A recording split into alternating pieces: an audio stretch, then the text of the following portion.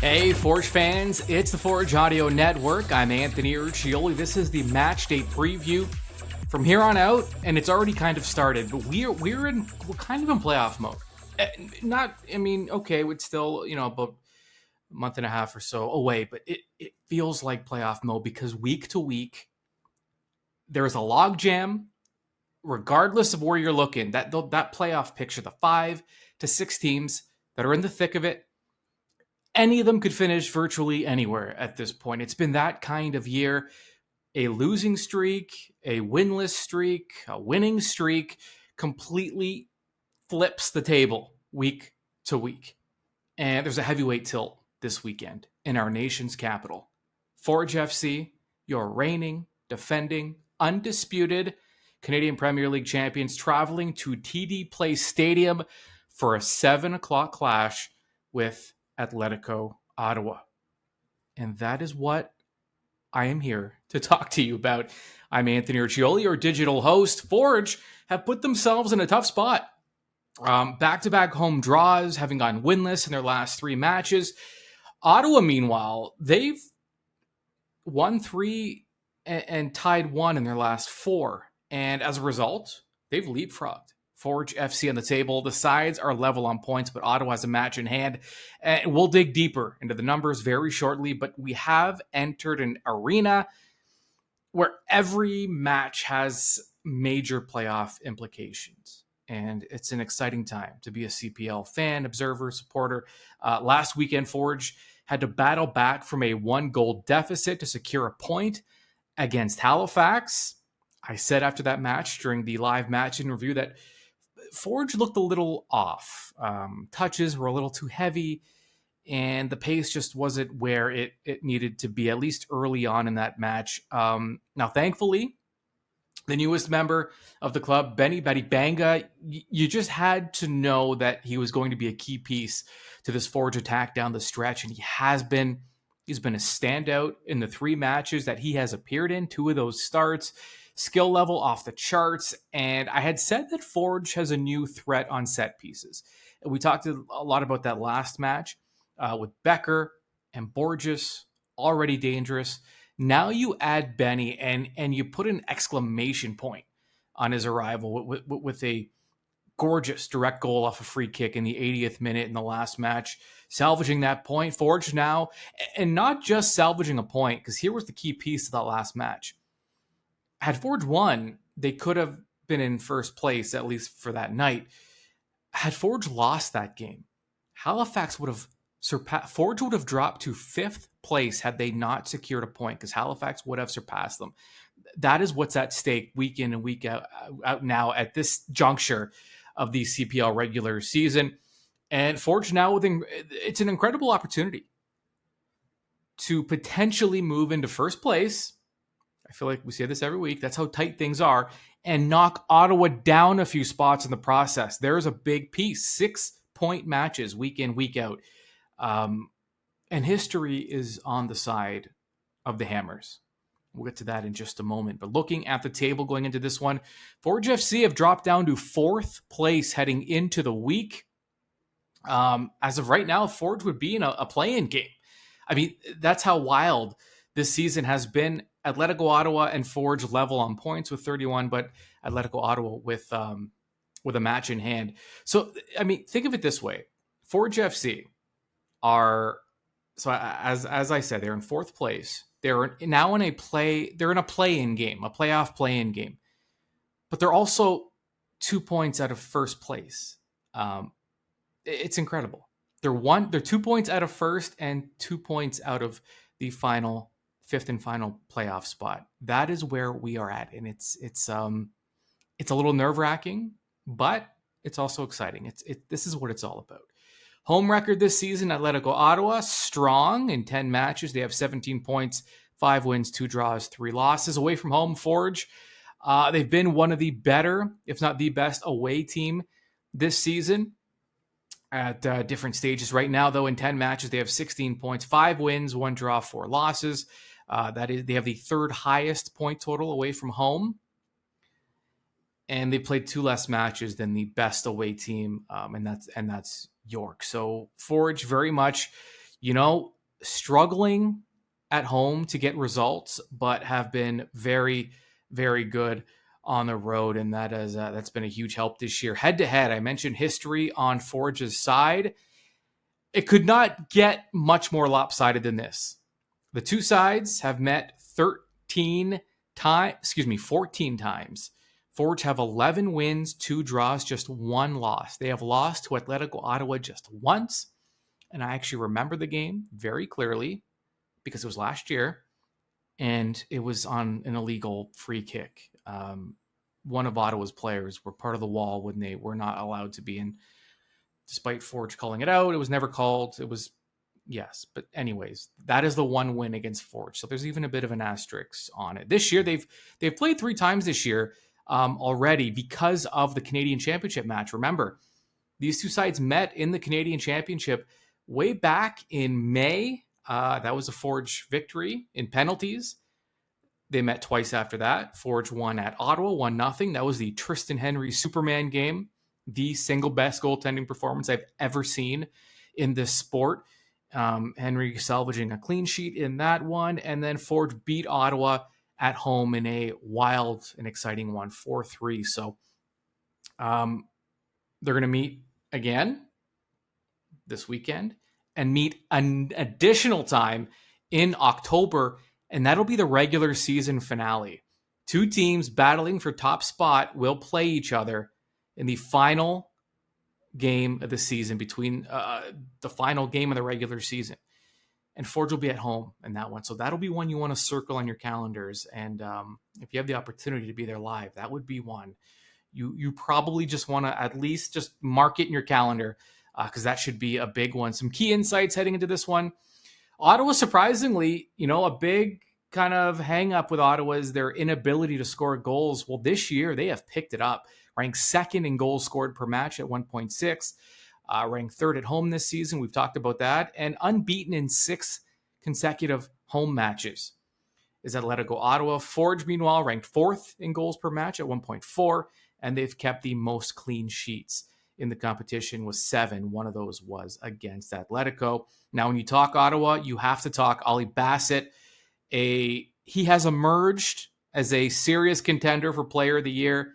He is now tied with Taron Campbell, the league leading goals this season, 10 apiece.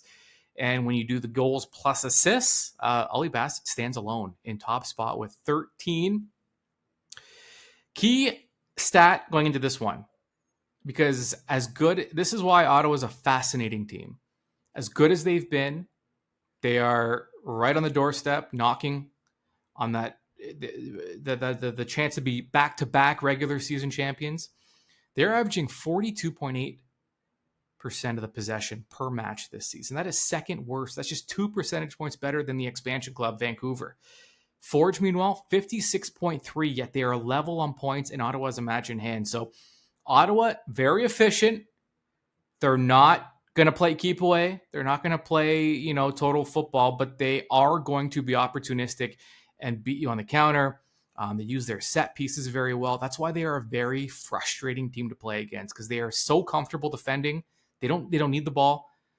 A lot of clubs, when they're giving up that much possession, it's frustrating. They start losing their shape. They start bending. Ottawa does not. They love defending. I mean, they truly do. They're so good at it, so comfortable doing it, and they don't need a lot of possession. 42.8%. They still win games. And Forge's 56.3 is number 1 in the CPL. Shots on target per match. Well, we're going to see the 2 top clubs in that regard. Forge FC Atletico tied for number 1 shots on target per match with 4.5. All right. Atletico Ottawa on the docket. That means we must, it's tradition, bring in Gordon Smith. He's the voice of Atletico Ottawa on TSN 1200. He's the color commentator during home radio broadcasts, and he joins us once again on the match day preview. Well, first off, Gordon, great finally getting the chance to meet you in person. It's not often in this era of digital virtual calls and things like that. You were in town, so you attended the back and forth Forge York match a few weeks ago. I'm interested, though. What were some of your takeaways from the experience? How do you compare kind of the match day experience to that of Ottawa's? Well, it's kind of funny because, like, I was staying in a hotel in Hamilton. My wife had gone away on the Saturday to Stratford to the Shakespeare Festival. So I was sort of on my own, had to take a bus from all the way up. I think it was on Caroline. I was staying at the Staybridge and had to take a bus. And my wife had told me you take the one of the 10, but she didn't tell me that the one of the 10 has specific bus stops. You can't just go to a regular bus stop. So the first number 10 bus just flew right by me, and I'm like, okay, this is not good. I was fortunate enough to find a very good bus driver who let me get on her bus and took me to where I was supposed to get on. So I finally got on the bus, and I met sort of two Forge supporters, one that was wearing the Newcastle United strip, and had a really good chat with them on the way up, and sort of got a sort of find out how the atmosphere was like with regards to Forge, and walked from the main street to the stadium with them. We got a couple of pictures with them, which was really nice. For the life of me, I can't remember the lads' names. I did at the time. And then it was nice to get into the stadium and sort of soak up the atmosphere outside, and obviously going in the main gate and what have you. Just a really good atmosphere getting up to the press box, and obviously bumping into yourself, which was great. But it seemed roughly the same. I mean, obviously, I'm a little bit biased with Ottawa simply because I see it every single home game. But it was really nice to get to my sort of first away game. Just sort of the way it worked out with regards to being down in Hamilton that weekend on vacation, and it was a wonderful experience, and the game itself was terrific. I'm sure Bobby and Nash wouldn't have been too thrilled at both his teams conceding 3 goals, but I mean, the only thing that was missing from that third York goal was the Benny Hill music, because it was a nightmare from a York standpoint.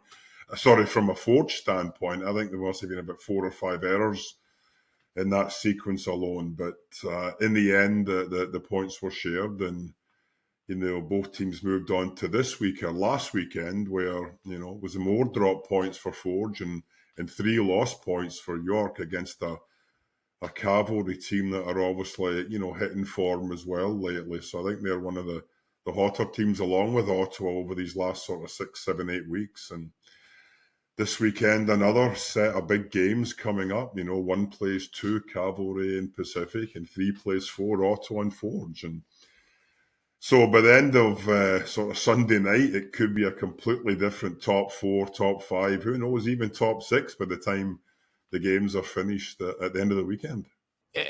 I mean, the league, it really is an endlessly fascinating league, especially this year. You could find yourself, like you just said, you could climb 3 spots or drop 3 spots, depending on your result that week. In Ottawa's case, I mean, they're hot right now, and 3 wins and a draw in their last 4, unbeaten in their last 6 home matches.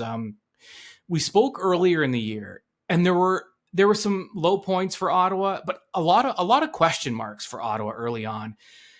How would they be able to duplicate what was an incredible year last year?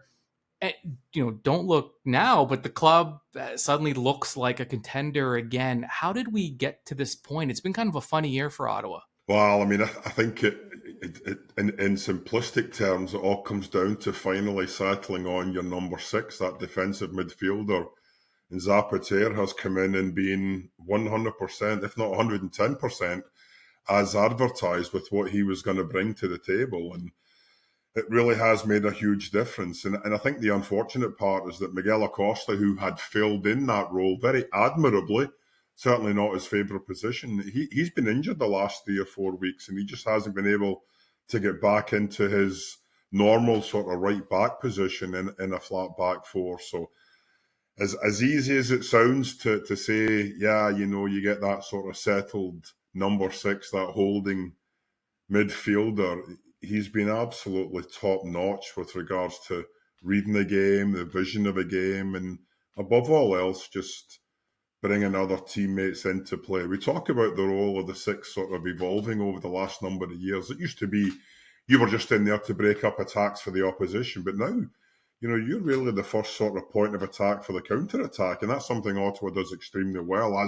we've known over the last few years, very resolute defensive approach to the game, and that's something that Carlos obviously brings. But it's the counter-attacking ability of an Ollie Bassett, a Zach Verhoeven, players like that that are able to drive forward quickly and bring the sort of front lads into play. And that's what's been a really big turnaround, is as well as Zapater is doing on the defensive side of things, he does start the counter-attack with that first outlet ball, whether it's a 5-yard pass, a 50-yard pass, to get things going quickly then into the midfield third. And that's where I truly believe the change has come from the sort of first 10 games to the last 10 games for Atletico here in the CPL in 2023. And Ali Basque, he's making a run for Player of the Year, and there were, and I read some of the chatter early on. Could he replicate what he did last season? Can he be the guy? A face of the franchise type player, which is so important in a league like this where you're still trying to establish yourself, and you need stars, you need players, you need faces, and you need guys that fans can kind of cling to. I mean, as a person, as a player, he really seems to have answered the bell. Well, he's a terrific lad, and I mean, just at the time when the first 2 seasons for Ottawa really wasn't anything to write home about. A big win here and then a run of losses here and there. It wasn't until last year, obviously, when this club went on a terrific run of games and pushed themselves to the regular season championship and the final, where unfortunately, as we all know, certainly people watching this on your channel, Forge won. But it was a slow start, let's be honest. I mean, Ottawa, I think outside of the first 2 games, really hadn't put back-to-back positive results. It was like a win, a loss, a draw, a loss, a win, a loss. There was really no sort of momentum that was picking up. And Ollie started off, he was, he had Noah Verhoeven, a new player that had come in. There was 1 or 2 other players that he wasn't used to. When you look at last year, he played with Sissoko behind him as the holding midfielder, and he always knew that he had that defensive support behind him. Something that first 5, 6, 7, 8 weeks he just didn't have. He didn't have that regular go-to partner in central midfield, and it was chopping and changing as far as his attacking midfielder that was alongside him. And it wasn't until things really sort of started to settle in where now I think Carlos knows what he wants. He knows who he's got. Zapater is the holder, and you've got Ollie alongside possibly Noah every once in a while. Zach comes in every once in a while. You've got 1 or 2 other players that will now be challenging for a starting position. And I think that makes a huge difference for Ollie. You get in that comfort zone where he knows, okay, I can just play my game now. And as we saw on the weekend with the third goal, that free kick that he's able to just whip in from all sorts of areas of the park. He had earlier on a corner kick in the game that almost went in, where the goalkeeper had to make a stop from Olympico. So he's back to true form that we all expected from Ollie, and he just seems to be enjoying his football again from those first 5, 6 weeks when it was a bit of a struggle for him to find his grip with a lot of new players in the lineup. When you lose a Sissoko and a Barlow and the Brian Wright even ahead of him as a striker, it does make a big difference. And I think it did take Ottawa quite a bit of time to settle into, a regular sort of routine and pattern of how they wanted to play with all these new players.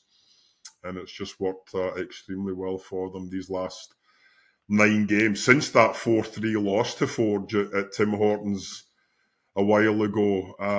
They've got 6 wins, 2 draws, and only 1 loss. So it's been an outstanding run for them, and fingers crossed it continues on Saturday night.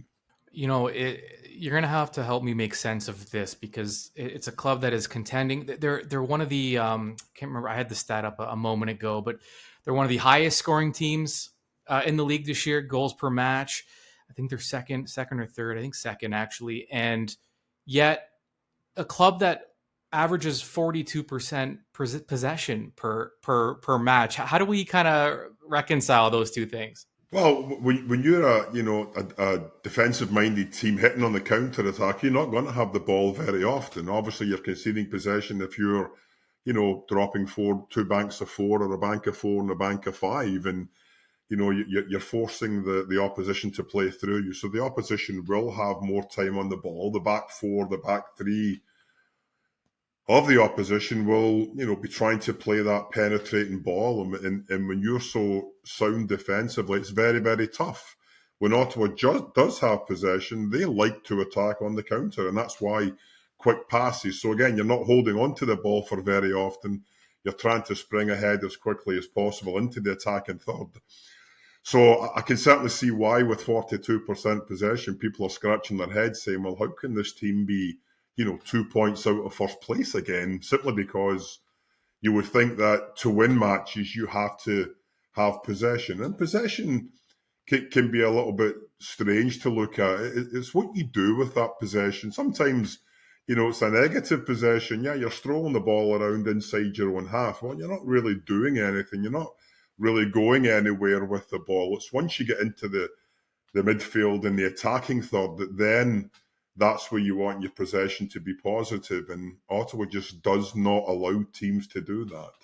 Does Forge kind of represent that last major hurdle for Ottawa? All the success on the pitch for the club over the last year plus, Forge kind of seems to be that last major obstacle for them. It certainly does seem that way, Anthony, doesn't it? I mean, until you sort of cut the head off, it's always going to be there, and it's always going to be something that in the back of your mind that when it comes into these big games and big playoff games, can we finally go over that last hurdle? And I think Ottawa showed with Pacific last year that they've slayed that dragon, so to speak. Now, I think Forge is, as you mentioned, the final hurdle for them to finally say, yeah, we're here, we're not going anywhere.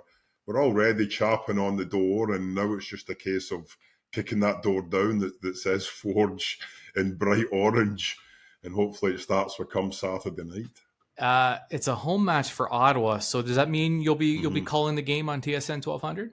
Yeah, we will be calling the game TSN 1200. My partner AJ Jakubek, unfortunately, he's not unfortunately for us, but he's calling the Red Blacks game, I believe, on the road, and I think it's in Edmonton they are, so they're out there this weekend, and then it's a case where the following week against Cavalry comes to town. So, I mean, Ottawa's got two huge games back-to-back, Forge Saturday, Cavalry the following weekend. AJ will be back for that. So young Tyler McDonald will be doing the play-by-play. He did the last game as well, so I've worked with Tyler quite a few times before. Great lad, and fingers crossed we've got lots of goals. It's funny, Tyler and myself did the two Forge games last year. AJ missed the Forge games. I don't know what it is about Forge. He seems to miss those games. He missed the two games, and Ottawa didn't score a single goal the whole 180 minutes. So I'm sure Tyler will be hoping for an Ottawa goal, at least to get his goal call in on Saturday night. I think it'll be another fascinating tussle. These games, between Bobby and between Carlos just seem to be very, chess-like with regards to as much as the substitutions and you watch during the course of 90 minutes, one will make a change, the other counters it. One makes a change, the other counters it. And it's fascinating to watch as much as what's going on outside of the lines as the game itself. But I'm hoping for a decent, high-scoring game. As I said, we've had a 4-3 already. Forge has already come, and I think it was 4-0 they won last year in a regular season game, and we're looking that will not be the case. If we get lots of goals, we're hoping that it's going to be a 4-3 from an athletic standpoint. But entertainment-wise, I think the CPL has just thrown up so many outstanding games that the paying public are certainly getting their money's worth, Anthony. And, 3-3 that we saw York and Ottawa here 3 weeks ago, we had the 3-3 at Tim Hortons between York and Forge, and Ottawa 3-1 in the game on the weekend against Valor. So fingers crossed we get lots of goals, but it ends up with 3 points from an Ottawa standpoint on Saturday night. And even if you're a Forge fan, if you can't watch the game on Saturday, you can tune into TSN 1200 and listen to Gordon. And, taking in soccer on the radio is a very different experience. It's more detailed. There's more of there's kind of a flow to it. There's it's almost an art in a way, because it's difficult as a commentator to call soccer. Yeah, it really is. You've got to sort of be overly descriptive of as far as just things. Just even basic things as what kit the team's wearing. I would be surprised. I doubt Forge will be wearing their orange, so they're probably going to be wearing their road greys. Which side you're attacking. You always want to visualize, listening to the radio or watching or listening to it on stream. Who's going left to right, what side who's attacking where. So yeah, there is a far more visual descriptive that has to take place as opposed to if you're watching the game on TV, and that's part of our job, to make sure that the listener does get to see what we're seeing, obviously through the earphones of a microphone. Absolutely. All right, looking forward to it. Gord Smith, as always. I think we have one more match this season. It's October, right? That's gonna. Yeah, the last game of the season, which who knows, it could. Yeah, it's going to come down for something big, right? Whether it might be a case of one of these teams has to win to make the playoffs, or one of these teams has to win to possibly finish first overall, because we obviously know that's a huge carrot being dangled, finishing first overall as well. It carries a lot more than just a trophy and possibly some money. Obviously, you've got that tournament that you're going to be able to participate in, and that's going to be massive, especially with what we've seen happening with the Leagues Cup over the last couple of weeks with Messi. And how great would it be to have Messi coming into Tim Hortons Field or to TD Place? But there's still a lot of work between now and then, and I think 8 games for Ottawa, 7 games for Forge, and I'm sure both teams will be looking for 3 massive points coming up on Saturday to really kickstart this final push to first place. Absolutely. Gordon, always a pleasure. Thanks so much. My pleasure, Anthony. All the best, pal. Take care, and enjoy the game Saturday night, whether you're watching or listening. All right, 3 keys to the match. Forge, Ottawa. Key number 1 for Forge, earned offense.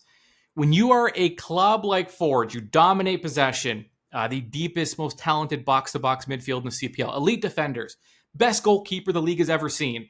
The only way you're going to give up goals if you're Forge is if the other club really, they have to put in the work. They have to work for it. They have to earn it. The other way is if you leave the door open a crack by making mistakes and allowing the opponent to walk in. Ottawa's a club, typically, they have to work for their offense. They have to get creative. They have to score in different ways because they give up a lot of possession. They average just 42% per match, as we talked about. Forge cannot give up anything easy to Ottawa. That means avoiding fouls in dangerous areas, taking care of the ball, taking what's given to them, not forcing anything, and not allowing Ottawa to deliver long balls over the top. That's a key one. Force Ottawa, very opportunistic club, to build and earn its offensive chances. Nothing can come easy. Key number 2 for Forge FC, dynamic duels. Forge made some changes throughout their match against Halifax, particularly in the second half, and it opened up a lot of space for their attack, and they were able to create big chances. With the addition of Betty Banga, this Forge attack is so much more dynamic.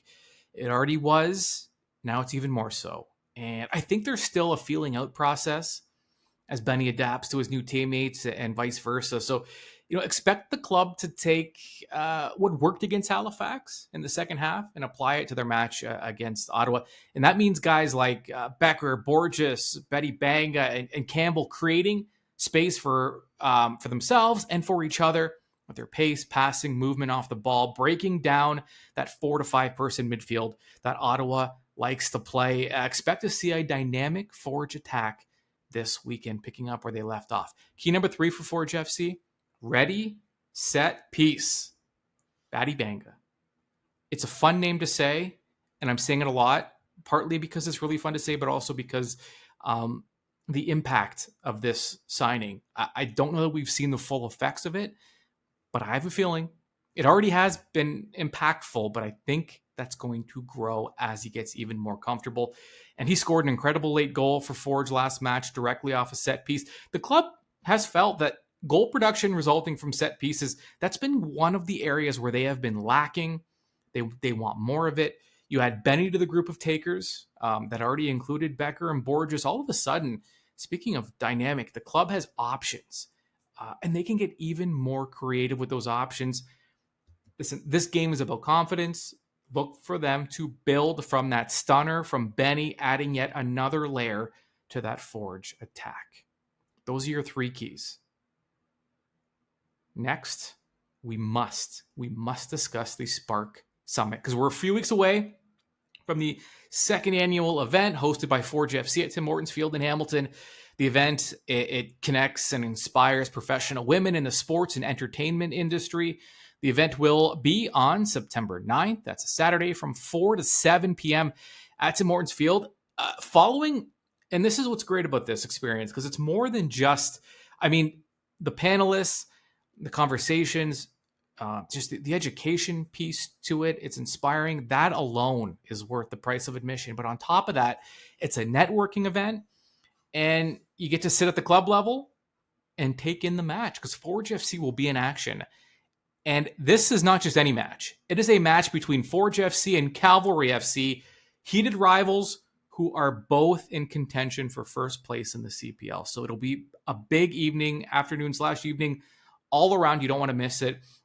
Megan Cheka, co-founder and CEO of Stathletes, has been announced as a featured speaker. She'll lead a conversation with a group of expert panelists as she gives her insight into women in the sports business. The event will be hosted once again by Jacqueline Dory, after getting her start with the Hamilton Tiger Cats. Actually, that's how I know Jackie. She now works at CBC Sports, covering 4 Olympic and Paralympic games in her career and various World Cups and World Championships. She's also a producer and host at Maple Leaf Sports and Entertainment, covering and producing the Stanley Cup playoffs, NHL draft, the NHL All-Star game. Very involved there. More announcements will come. Secure your spot by visiting forgefc.ca/Spark Summit. We have said it all.